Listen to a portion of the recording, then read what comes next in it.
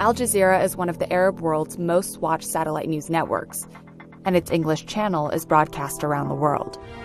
Hello there, I'm Felicity Barr, and this is the News Hour, live from London. But in mid-June, Saudi Arabia and 3 other Arab nations accused Qatar of funding extremists. They cut diplomatic ties and, among other demands, called for the network to shut down, accusing it of promoting terrorism. For Saudi Arabia and other Arab nations, Al-Jazeera is a big problem. After gaining independence from Britain in 1971, Qatar deferred to Saudi leadership in the region. But in 1995, everything changed. A coup in Qatar put a new emir in power named Sheikh Hamad bin Khalifa Al Thani. He was eager to challenge Saudi dominance and project greater regional influence. Part of that quest was to launch Al Jazeera, which was founded with a $150 million grant from the emir. Most Arab states have heavily monitored or state-run media outlets. Despite being funded by Qatar, Al Jazeera pledged to bring a new perspective to the Arab media landscape. The channel has been willing to spotlight opposition voices and criticize governments in the region, with the exception of Qatar.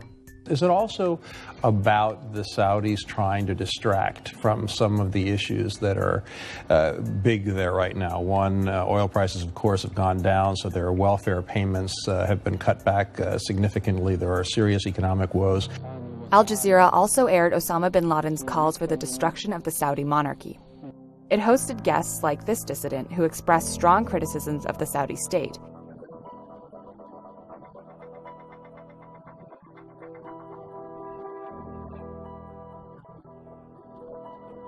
After his remarks on a show in 2002, Saudi Arabia withdrew its ambassador from Qatar for 6 years. This type of open forum included a wide array of critiques which undermined the Saudis. But early on in the Syrian conflict, many experts agree that private Saudi money was used to fund the now notorious Islamic State of Iraq and the Levant. The Saudis have denied these charges leveled against them on the channel. But the onslaught irritated them. They had been working since the 1970s to exert tight control over media in the Arab world. A Saudi businessman with close ties to the Saudi royal family even started his own network called Al Arabiya in 2003. It was introduced to be a moderate alternative to Al Jazeera, with English, Persian, and Urdu versions online. Al Arabiya is often used to strike back at Qatar. قطر وفرت ملاذات آمنة للعديد من الشخصيات التي صنفت خليجيا بالإرهابية. But Al Jazeera's popularity persisted. During the Arab Spring, it covered the protest movements and provided an alternative perspective to tightly controlled state-run media, much to the frustration of some regional leaders. One person who is not afraid to die can start a revolution, but it is only when hundreds and then thousands have lost their fear that a revolution becomes inevitable.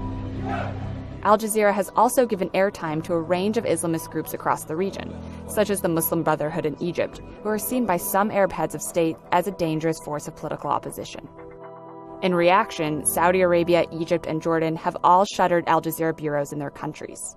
Egypt has detained Al Jazeera journalists.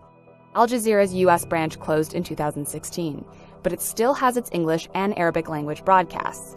And even amidst demands to shut it down, for now the network and the Qatari government say the channel isn't going anywhere.